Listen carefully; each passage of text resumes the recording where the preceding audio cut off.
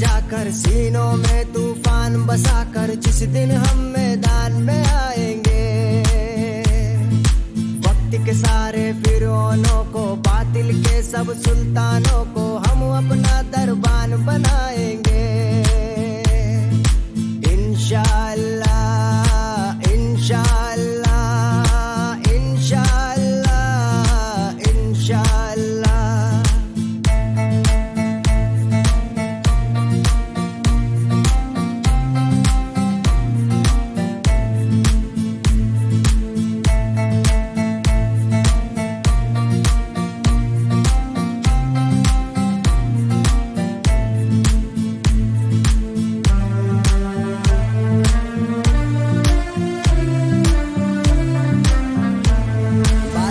किसी लश्कर से हम खौफ नहीं खाते हैं, हम जान तो दे देते हैं, मैदान से नहीं जाते हैं। तारीख उठा कर देखो हम गाजी कहलाते हैं, हम अपने दीन की खातिर तूफान से लड़ जाते हैं।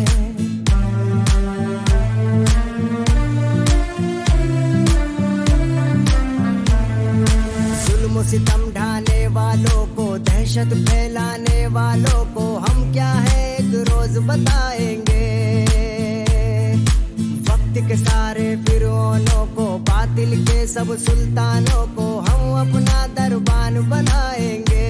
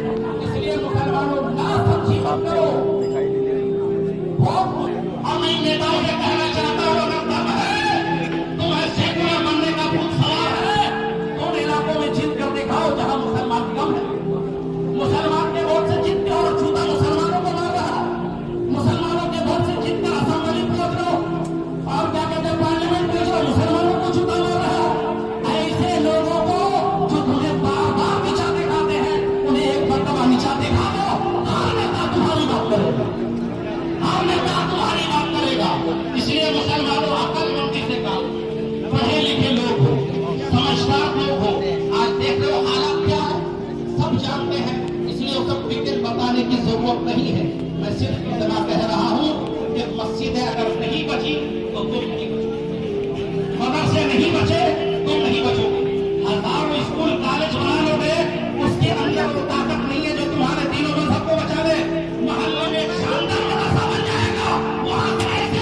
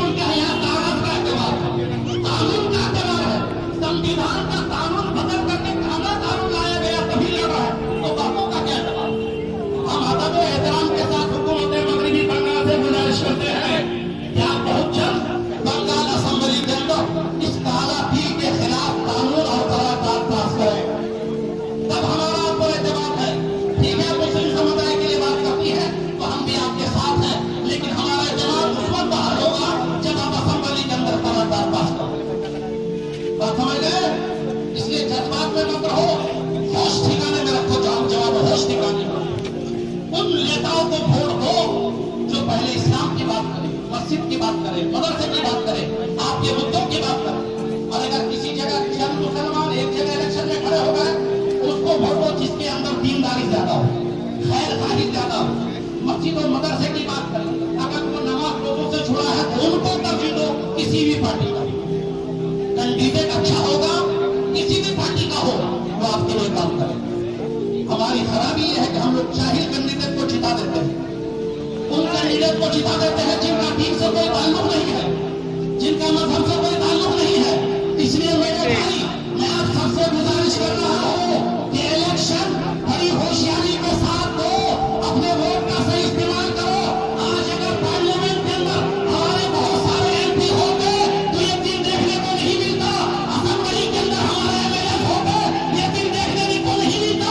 इसलिए मुसलमानों एक चीज होकर मुसलमान एमपी को पार्लियामेंट भेजो, मुसलमान एमएलए को असेंबली भेजो, ताकि वहां जाकर तुम्हारे मुद्दों की बात हो, तुम्हारी ताकत की बात हो, तुम्हारी मस्जिदों और मदरसों की बात हो।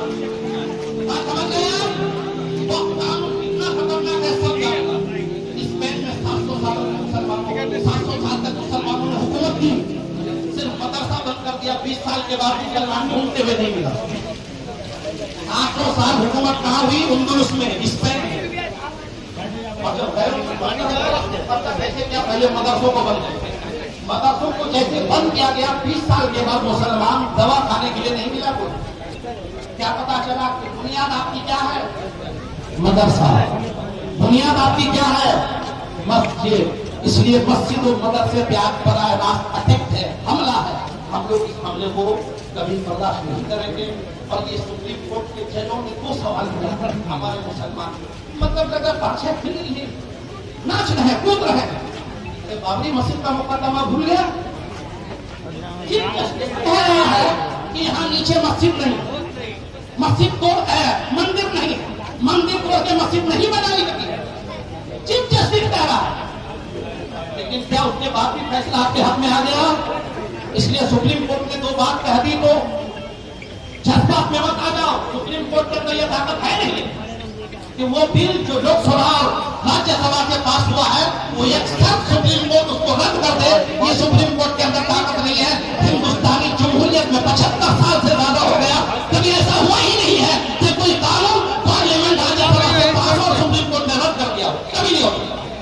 जब नहीं हो सकता इसका मतलब आपको लंबी लड़ाई लड़ना होगा, आपको लंबी लड़ाई लड़ना होगा। सुप्रीम कोर्ट में भी लड़ाई जारी रहे, रोडों में भी लड़ाई जारी रहे। किसान आंदोलन जब चला था वो लोग सुप्रीम कोर्ट से नहीं फैसला करवाया था, रोडों से फैसला करवाया था, सड़कों से फैसला करवाया था। ये जमहूरी मुल्क है, इसमें दिल नहीं देखा जाता, सर नहीं देखा जाता। इसलिए मुसलमानों, सड़कों को दिखाओ, हुकूमत को बावर कराओ। अगर हम पलट गए तो तुम भी पलट जाओगे। जिस दिन बीजेपी को यह खतरा हो जाएगा कि हमारी कुर्सी नहीं बचेगी, तो आपको कहना नहीं होगा कि कानून वापस लो, वो तेल लगा करके कानून वापस ले। बात समझ रहे हैं? क्योंकि मोदी हो, योगी हो, ये सब कहते हैं हम भक्त हैं। ये कितने भक्त हैं, उनके भक्तों से सुन लो। कुर्सी पर बैठने वालों को धर्म से जरा बराबर लगाव नहीं होता, उन्हें अपनी कुर्सी से लगा होगा। जिस दिन मोदी योगी को लगेगा, अमित शाह को लगेगा कि कुर्सी खतरे में है, तो देखो कैसे तेल लगाते हुए नजर आएंगे। आप जब सोओगे तो आपका सर मालिश करके उठाएगा, भाईजान वोट हमको देना। ये जमहूरियत है, इसलिए सबों को दिखाने की जरूरत है, ताकत के मुजाहरे की जरूरत है। आज मजलिस इस्लाम, मजलिस उलमा इस्लाम इसी मुजाहरा के बल्कि पूरे कलकत्ता में, बंगाल में मजलिस की तरफ से एहतजाज निकला है।